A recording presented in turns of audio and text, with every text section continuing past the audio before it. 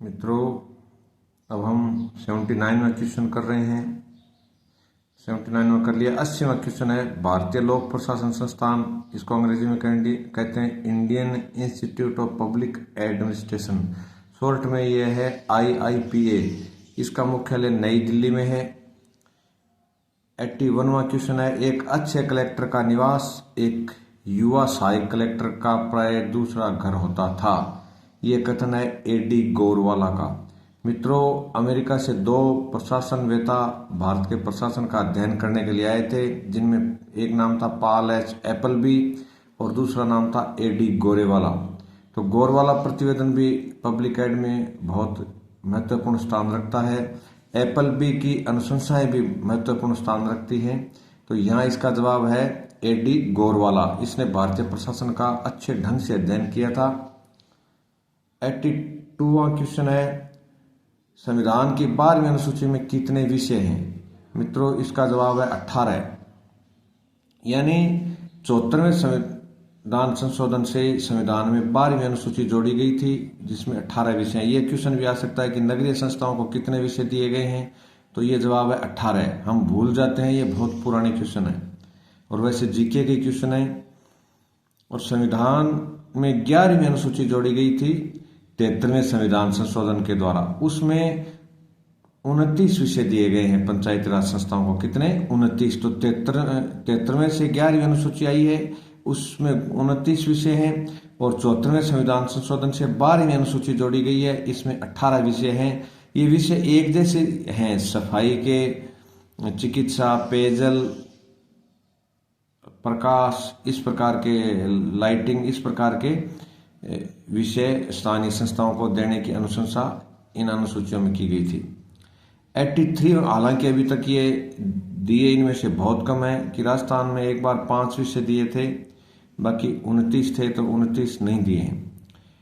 83वां question है कि भारत का क्षेत्रफल, जनसंख्या, भारत में क्षेत्रफल और जनसंख्या दोनों दृष्टि से सबसे बड़ा छावनी बोर्ड या कंटोनमेंट कौन सा है? तो इसका जवाब माना गया है मित्रों कानपुर कंटोनमेंट, यानी कानपुर छावनी।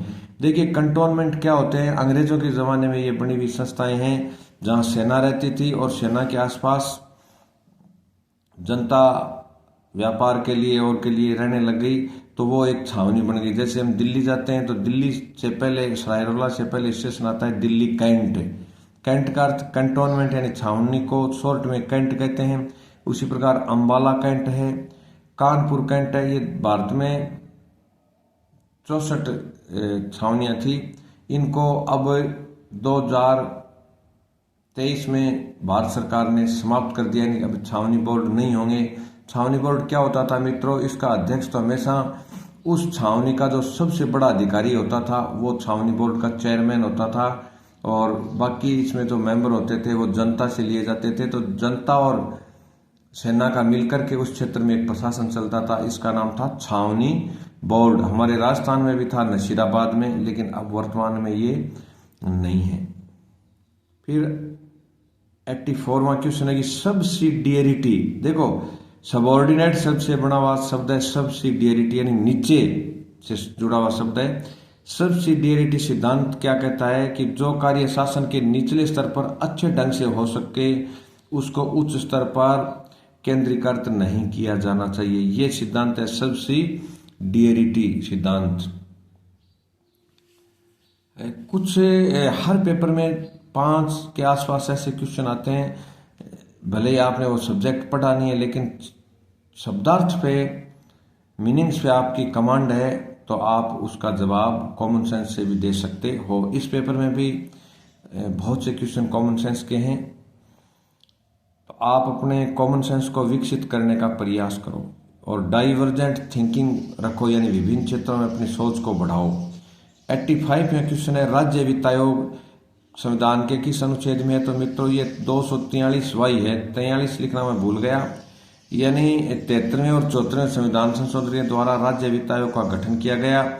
और मित्रों, ये काम क्या करता है? राज्य करों में से, केंद्रीय कर नहीं है इसमें, राज्य करों में से या राज्य सरकार की प्राप्तियों में से नगरीय संस्थाएं और पंचायती राज संस्थाओं को कितना हिस्सा दिया जाए, एक तो ये सिद्धांत तय करता है। दूसरा यह तय करता है कि राज्य की पंचायत राज संस्थाएं और नगरीय संस्थाओं को किस प्रकार आर्थिक दृष्टि से मजबूत किया जाए, किस प्रकार उनमें आय सर्जक गतिविधियां शुरू की जाएं और वो स्वयं के साधनों से किस प्रकार आय पैदा कर सकें, इस प्रकार के तरीके सुझाने का काम राज्य वित्त आयोग करते हैं। वर्तमान में राजस्थान में मित्रों 6 राज्य वित्त आयोगों का गठन हो चुका है। बी.डी. कल्ला भी राजस्थान राज्य वित्त आयोग के अध्यक्ष रह चुके हैं। वर्तमान में प्रद्युम्न सिंह राज्य वित्त आयोग के अध्यक्ष हैं और पहले के गोयल थे। तो राज्य वित्त आयोग ये 73वें और 74वें संविधान संशोधन में 2 संस्थाएं में विशेष तौर से पढ़नी पड़ेंगी। एक तो है राज्य वित्त आयोग और एक है राज्य निर्वाचन आयोग। इन दोनों का गठन ही 94 में हुआ था, क्योंकि 94 में ही 73वें और 74वें संविधान संशोधन को राज्य स्तर पर लागू किया गया था। हालांकि एक्ट ये 93 में पारित हुए थे, लेकिन लागू ये 94 में हुए। फिर आगामी क्वेश्चन है 86वां की ब्लॉक पंचायत समिति को ब्लॉक कहते हैं, यानी खंड कहते हैं। देखिए BDO यानी ब्लॉक डेवलपमेंट ऑफिसर कहते हैं इसको, यानी हिंदी में इसका नाम है खंड विकास अधिकारी। ये जरूरी नहीं है कि एक तहसील में एक पंचायत समिति हो, एक तहसील में 2 पंचायत समिति भी हो सकती हैं, या 2 तहसीलों में एक पंचायत समिति भी हो सकती है। तहसील का पंचायत समिति से या खंड से कोई लेना देना नहीं है, ये ध्यान रखें आप। ब्लॉक के चीफ ऑफिसर को सहायक विकास आयुक्त बनाया जाए, ये अनुशंसा की थी मित्रों GV.K. राव समिति ने। पंचायत राज की हम कई समितियां पढ़ेंगे। पहली समिति थी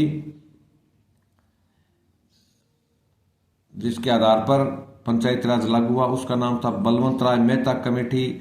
फिर जनता पार्टी सरकार ने अशोक मेहता कमेटी को बनाया था। अशोक मेहता कमेटी या समिति की रिपोर्टें लागू नहीं हुई थी। और PK थुंगन समिति भी गठित हुई। अभी सिंघवी समिति भी, LM सिंघवी समिति भी पंचायत राज की है। राजस्थान में GL व्यास समिति, शादी कली समिति, ये कई समितियां पंचायत राज से जुड़ी हुई हैं। तो GV.K. राव समिति एक केंद्र स्तर पर केंद्र सरकार ने गठित की थी। अब आगामी क्वेश्चन आता है इसमें 87वां। आप इन क्वेश्चनों को जो मैं बोल रहा हूं इनको ध्यान से सुनें, पढ़ें, क्योंकि एक एक क्वेश्चन में हम 5-5 क्वेश्चनों को हल करते जा रहे हैं। संबंधित बातें चर्चा में आ रही हैं। राज्य वित्त आयोग के कार्य क्या क्या हैं? देखिए राज्य वित्त आयोग में इसमें 2 क्वेश्चन आ गए। स्थानीय संस्थाओं की वित्तीय स्थिति की समीक्षा करना ये कार्य है, ये कथन पूछे थे। राज्य सरकार और स्थानीय संस्थाओं के बीच राज्य के करों का विभाजन, राज्य के पथ कर यानी टोल टैक्स का विभाजन, राज्य की ड्यूटी यानी राज्य जो ड्यूटी लगाता है स्टाम्प ड्यूटी और उनका विभाजन, और फीस जो शुल्क आते हैं विभिन्न विभागों से राज्य सरकार को प्राप्त होते हैं उनका भी स्थानीय संस्थाओं और राज्य सरकार के बीच कितना प्रतिशत वितरित किया जाए ये सिद्धांत तय करता है। फिर इसमें आता है 3रा क्वेश्चन, वित्तीय दशा सुधारने के उपाय भी ये करता है कि राज्य संस्थाओं की किस प्रकार अच्छी वित्तीय स्थिति हो, ये तय करता है। 88वां क्वेश्चन है अनुच्छेद 311। मित्रों बहुत इंपॉर्टेंट धारा है अनुच्छेद 311। ये किससे संबंधित है? ये लोक सेवकों का संरक्षण करती है। देखिए अनुच्छेद 311 में क्लियर रूप से लिखा गया है कि राज्य का लोक सेवक, राज्य लोक सेवक का मतलब केंद्र सरकार का भी हो सकता है कर्मचारी और राज्य सरकार का भी कर्मचारी हो सकता है, कि राज्य लोक सेवक राज्य हित में कार्य करते समय यदि कोई भूल कर देता है तो उस भूल के लिए भले कितना ही आर्थिक नुकसान सरकार को हो जाए उसके लिए लोक सेवक को दंडित नहीं किया जा सकता, क्योंकि उसने राज्य हित में कार्य किया है। लाभ होता तो राज्य सरकार का होता, नुकसान भी यदि भूलवश हो गया, जानबूझकर नहीं भूलवश यदि ऐसी त्रुटि हो जाती है तो उसके लिए उसको दंडित नहीं किया जा सकता। एक प्रकार से अनुच्छेद 311 में कर्मचारियों का संरक्षण दिया गया है। 89वां क्वेश्चन है कि भारत में उदारीकरण या जिसको हम कहते हैं कि इंस्पेक्टर राज की समाप्ति, दूसरे शब्दों में यानी उदार शर्तें उद्योगों के लिए लागू की गई। देश में विदेशी मुद्रा के लिए बाजार खोले गए।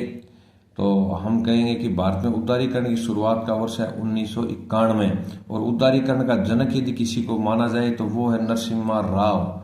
और उस समय भारत के प्रधानमंत्री नरसिम्हा राव थे और भारत के वित्त मंत्री उस समय मनमोहन सिंह थे। इन दोनों की सूझबूझ से भारत में उदारीकरण की शुरुआत हुई थी, जिसको मनमोहन वाजपेयी जी की सरकार ने बहुत आगे बढ़ाने का प्रयास किया। और वर्तमान में जो ये केंद्र सरकार है इसने भी बहुत से सेक्टरों को निजी क्षेत्रों के लिए खोला है। तो मित्रों, उदारीकरण जो हुआ है इसका भारत में काफ़ी लाभ हुआ है। भारतीय कंपनियां विदेशों के साथ व्यापार करने में सक्षम बनती जा रही हैं। जैसे हम एक उदाहरण ले रहे हैं कि मान लीजिए एक टीचर को 1990 में 3,000 रुपये से अधिक सैलरी नहीं मिलती थी और 1990 में रंगीन टेलीविज़न कम से कम 20,000 रुपये में आता था। यानी एक टीचर की उस समय की सैलरी का, मासिक वेतन का 7 गुना पैसा एक अकेला रंगीन टेलीविज़न ले जाता था। और उदारीकरण खोलने से वर्ल्ड की जैसे बीपीएल, सानियो, सैमसंग इस प्रकार की कंपनियां भारत में आई। इन्होंने भारत में अपनी यूनिट स्थापित करने शुरू की। आज हम देखते हैं कि आप 6,000 रुपये में बढ़िया से बढ़िया कलर टीवी ले सकते हैं। मित्रों, उस समय के 20,000 रुपये आज के कम से कम 2 लाख रुपये हैं। तो मुद्रा का अवमूल्यन भी काफ़ी हो चुका है। फिर भी देखिए, कलर टेलीविज़न की या जो भी इलेक्ट्रॉनिक सामान है, बहुत से सामान है, उनकी मूल्य वृद्धि नहीं हुई बल्कि मूल्य गिरे हैं। तो उदारीकरण से हमें विश्व स्तरीय कंपनियों के उत्पाद अपने देश में मिलने लग गए हैं। अब तक दुनिया के अधिकांश देशों ने उदारीकरण को अपना लिया है। भारत में इसका वर्ष है 1991, क्योंकि अपने को सारा कुछ समझना है, एग्जाम देनी है, एग्जाम को क्लियर भी करना है, इसलिए एक एक चीज को हम थोड़ा डिटेल से देखेंगे। फिर आता है 90वां क्वेश्चन की नगरीय संस्थाओं के प्रकार। नगरीय संस्थाएं कितने प्रकार की होती हैं? सबसे बड़ी होती है नगर निगम, और उसके बाद है नगर परिषद, जैसे चूरू में या जिला स्तरीय जो शहर है उनमें नगर परिषद है, और जो बड़े शहर हैं या संभाग स्तर के हैं वहाँ नगर निगम है। ये जनसंख्या पर आधारित है कि 1 लाख से कम जनसंख्या पर नगर परिषद, नगर पालिका होगी। 1 लाख से बड़े और 5 लाख से छोटे शहरों में नगर परिषद और फिर नगर पालिकाएं।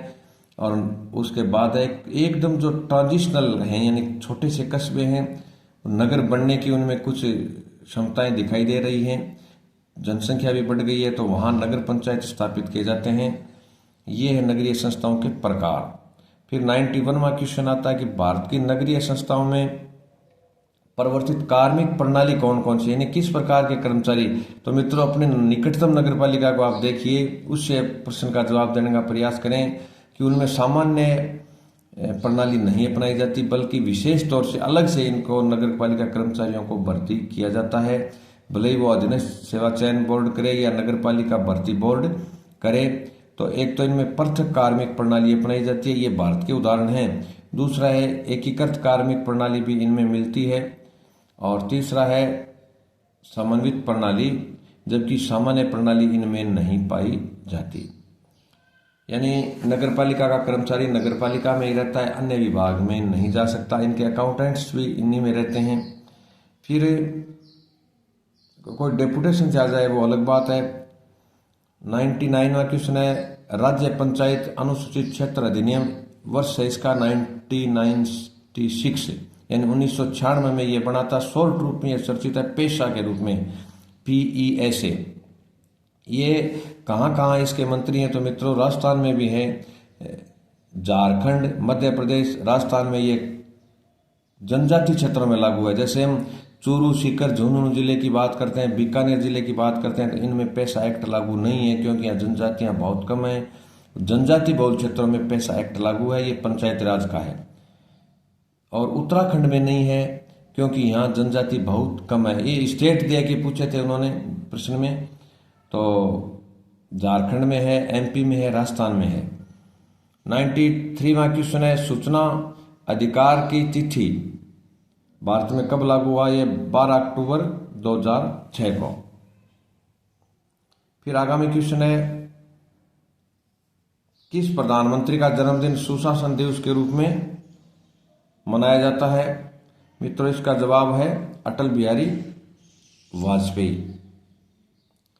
वाजपेयी जी के जन्मदिन 25 दिसंबर को गुड गवर्नेंस दिवस के रूप में मनाया जाता है।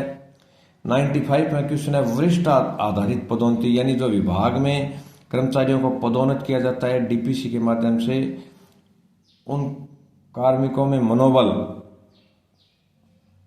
ऊंचा होता है, उनकी अभी प्रेरणा बढ़ती रहती है। एक व्यक्ति जैसे मान लीजिए वो थर्ड ग्रेड टीचर है या पुलिस में सिपाही है, तो उसको ये पता रहेगा कि भी अपना प्रमोशन होगा तो वो व्यक्ति अच्छे ढंग से काम करेगा, उच्च पद पर जाने की उसमें अभिलाषा होगी। यदि उसको यही ब्लॉक कर दिया जाए कि एक सिपाही रहेगा तो वो काम अच्छे ढंग से नहीं करेगा, क्योंकि उच्च पद की उसमें लालसा नहीं होगी। तो मित्रों, वरिष्ठ आधारित पदोन्नति से कार्मिकों में मनोबल और अभिप्रेरणा बढ़ती है। आंतरिक भर्ती प्रक्रिया एक सरल प्रक्रिया है, इसमें कोई कोर्ट का हस्तक्षेप नहीं होता, बाहरी हस्तक्षेप भी नहीं होता, तो ये एक सस्ती प्रक्रिया भी माना जा सकता है। इसके लिए कोई अलग से विज्ञापन जारी नहीं होता। भर्ती के दो तरीके हैं, एक बाहरी भर्ती जो हम कंपटीशन के द्वारा या ओपन मेरिट सिस्टम से भर्ती किए जाते हैं, और एक होता है आंतरिक भर्ती। और ज़्यादातर विभागों में दोनों प्रकार की प्रणालियां प्रचलित हैं। आंतरिक भर्ती भी डीपीसी होती है, पदोन्नतियां होती हैं, और बाह्य भर्ती कंपटीशन भी होते हैं। फिर 96वां क्वेश्चन है, कर्मचारी कार्यनिष्ठा रखता है तो उस पर कोई अनुशंसात्मक कार्यवाही नहीं की जाएगी। कार्यनिष्ठा का अर्थ होता है कर्तव्य के प्रति समर्पित होना। फिर इसमें आता है, भारत में लोक सेवा का प्रमुख कौन होता है? मित्रों, वह मंत्रिमंडल सचिव होता है, जिसको अंग्रेजी में कैबिनेट सेक्रेटरी कहते हैं। किसी भी राज्य में लोक सेवाओं का प्रमुख होता है राज्य का मुख्य सचिव, जबकि केंद्र में लोक सेवाओं का प्रमुख होता है मंत्रिमंडल सचिव, वहां मुख्य सचिव का पद ही नहीं होता। फिर आता है 98वां क्वेश्चन कि आईएएस अधिकारियों के लिए सैंडविच ट्रेनिंग की वकालत किसने की थी? इसका जवाब है मित्रों, प्रथम प्रशासनिक सुधार आयोग। और सैंडविच ट्रेनिंग भारत में ये एक बार ये क्वेश्चन भी आ गया था कि किस वर्ष शुरू हुई थी? तो 1969, यानी 1969 से भारत में सैंडविच ट्रेनिंग। अब सैंडविच का आप अर्थ समझते होंगे। सैंडविच ट्रेनिंग की शुरुआत, यानी सर्विस के बीच बीच में उनको बुला करके ट्रेनिंग दी जाए, ये 1969 में हो चुकी है, और पहले एआरसी की रिपोर्ट थी ये। फिर 99 में क्वेश्चन है, लाल बहादुर शास्त्री राष्ट्रीय प्रशासन अकादमी मसूरी। मित्रों, पहले तो ये जानते हैं कि ये क्या करती है अकादमी। पहले ये नई दिल्ली में थी, फिर इसको आज़ादी के बाद ट्रांसफर करके उत्तराखंड के मसूरी में स्थानांतरित कर दिया गया है। एक पहाड़ी शहर है मसूरी। तो ये आईएएस को ट्रेनिंग देता है। किसको ट्रेनिंग देता है? जो आईएएस सिलेक्टेड हैं उनको ट्रेनिंग देता है। अपने ये भी कोर्स में है कि जैसे भारतीय राजस्व सेवा के अधिकारी को ट्रेनिंग कहाँ दी जाती है? उसका जवाब है बड़ौदा, नागपुर। और अलग अलग ट्रेनिंग कॉलेज बने हुए हैं। आईपीएस की ट्रेनिंग के लिए हैदराबाद में राष्ट्रीय पुलिस अकादमी है, जो कभी अपने माउंट आबू में हुआ करती थी। तो अलग अलग संस्थाएं हैं, ये 5-6 संस्थाएं मुख्य हैं। इनका जो शहर है वो अपने को याद रखना है। अब हम चर्चा कर रहे थे कि लाल बहादुर राष्ट्रीय प्रशासनिक अकादमी जो मसूरी में है, उसका मोटो यानी आदर्श वाक्य क्या है? वो है शीलम परम भूषणम। ये याद रखना मित्रों, शीलम परम भूषणम, यानी कि शील ही व्यक्ति का सबसे बड़ा आभूषण होता है। शील मतलब शालीनता। फिर आता है आईईएस, एक सर्विस है, इंडियन इंजीनियरिंग सर्विसेज की भर्ती आईसीएस के साथ नहीं होती। इसमें यह क्वेश्चन आया था कि कौन सी भर्तियां भारतीय सिविल सेवा के साथ नहीं होती? तो मित्रों, भारतीय सिविल सेवा के साथ भारतीय विदेश सेवा, भारतीय प्रशासनिक सेवा, भारतीय पुलिस सेवा, भारतीय पोस्ट ऑफिस सेवा, भारतीय रेल सेवा, इस प्रकार की तो कई भर्तियां होती हैं। समूह क की सारी भर्तियां सेंट्रल सर्विसेज इस आईएएस में आती हैं, आईसीएस में, नॉट आईएएस तो बाद में सेवा आवंटन में हम कहेंगे। लेकिन आईईएस है जो भारतीय इंजीनियरिंग सेवा है, उसकी भर्ती अलग से होती है, क्योंकि ये एक टेक्निकल सर्विस है। इसी प्रकार भारतीय आर्थिक सेवा है, भारतीय सांख्यिकी सेवा है, इनकी भर्तियां भी आईएएस के साथ नहीं होती, क्योंकि इनमें अलग सब्जेक्ट होना जरूरी है। और जबकि आईएएस का जो एग्जाम होता है वो सामान्य बीए किया हुआ व्यक्ति भी दे सकता है, डॉक्टर भी दे सकता है, किसी भी डिग्री वाला आईएएस आईपीएस का एग्जाम दे सकता है, लेकिन आईएएस तो केवल इंजीनियरिंग वाला व्यक्ति ही दे सकता है। तो मित्रों, हमने अभी 100 क्वेश्चन कर लिए हैं, 50 क्वेश्चंस और हैं, वो भी हम अतिशीघ्र करेंगे। इन क्वेश्चनों को आप ढंग से पढ़ें, इनसे इस सब्जेक्ट के प्रति आपकी जो सोच है, जो दृष्टिकोण है, वो चेंज होगा, आपकी अंडरस्टैंडिंग बढ़ेगी। धन्यवाद।